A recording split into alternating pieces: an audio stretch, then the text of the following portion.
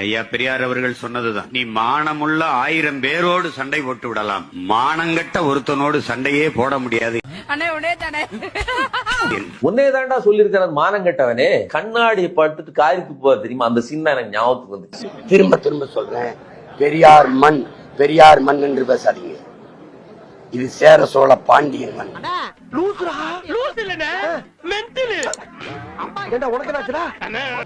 இது பூலித்தேவன் மண் மருதுபாண்டியர் மண்.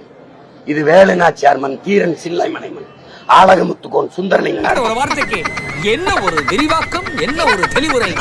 இவ்வளவு சீக்கிரமா புரிஞ்சுக்கிட்டீங்களா? வெறும்புடுது முத்தரையன் மண். இது கொடியாத்த குமரன் மண், செக்கிழுத்த செம்மலின் பாட்டன் வாவுசி மண். இது முத்துராமலிங்க தேவர் என்கிற தெய்வ திருமகன் மண். பைத்தியமாயவே எங்க ஐயாவை பத்தி பேசுறதுக்கு ராஜா உனக்கு அருகதை இருக்குதான்னு நான் ஏன் அதை பேசலன்னா, அப்பா இது உலக நடிப்புடா சாமி. நீ பேசி எல்லாம் எங்க ஐயா நெடுமாராயா தான் சொல்லுவாங்க, இந்த செல்வாரி நாய்கள் வச்சுக்கலாமா பெரியார் பலியாயிருவாரு. தன் மேல வீசப்பட்ட செருப்பை எடுத்து சேமிச்சு தான் பேச வர மேடைக்கு முன்பு போட்டு வித்து சேமித்த காசுல பள்ளிக்கூடம் கட்டி படிக்க சொன்னாங்க ஐயா. அட வெக்கம் கட்டுவீங்களா?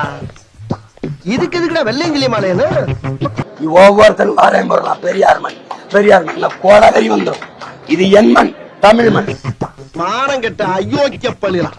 இதுக்கு ஒரு 4 பேர்த்த மூத்திரத்தை வாங்கி மடக்கு கொடுக்க வேண்டியதானே? எங்களுக்கு பெரியார் மண் இல்ல, பெரியாரே ஒரு மண்ணு தான் எங்களுக்கு. வேற ஏதாவது இப்படி சோறுங்கிறக்கு எவ்வளவு மானம் கட்டு போய் தெரிய வேண்டியிருக்கு தெரியுமா? பேசுறாங்க பேச்சு. தள்ளாத வயதில் முதுமையின் காரணமாக அவன் முதுகு குனிஞ்ச போது கூட எங்களை எல்லாம் நிமிர வைத்த தலைவன்டா எங்க ஐயா. இதுக்கெல்லாம் பேர் என்ன தெரியுமா?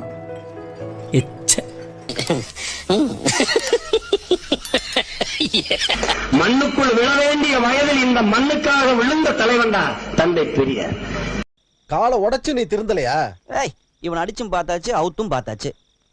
உன் என்னதான்டா பண்றது? மூத்திர சட்டியை தூக்கி கொண்டு தெருவாக போய் எங்கள் மேல சுமத்தப்பட்ட சூத்திர பட்டத்தை துடைக்க போராடிய மாபெரும் தலைவன்டா தந்தை பெரியார். இப்பதான் தெரியுது உனக்கு வாயில வாசு சரியில்லை. போடி வேலை. கண்ணாடிக்கு மேலே ஒரு பெரும் கண்ணாடியை வைத்து குனிந்து எங்கள் தன் பிள்ளைகளுடைய எதிர்காலத்தை தேடிய ஒப்பற்ற தலைவன் தந்தை பெரியார். ஊர் கிணறுலாம் வத்தி போகுது, இவன் வாய் மட்டும் வத்த மாட்டேங்குது. நீ எங்க ஐயாவை பேசாத.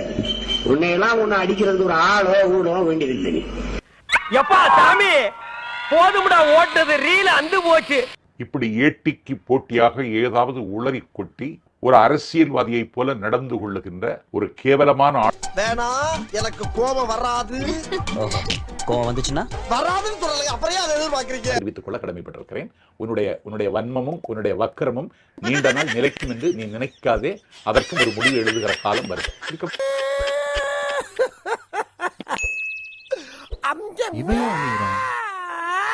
வாய திறந்தா பொய், புரட்டு, திரிவு, திருட்டு, உருட்டு, இதே வேலை.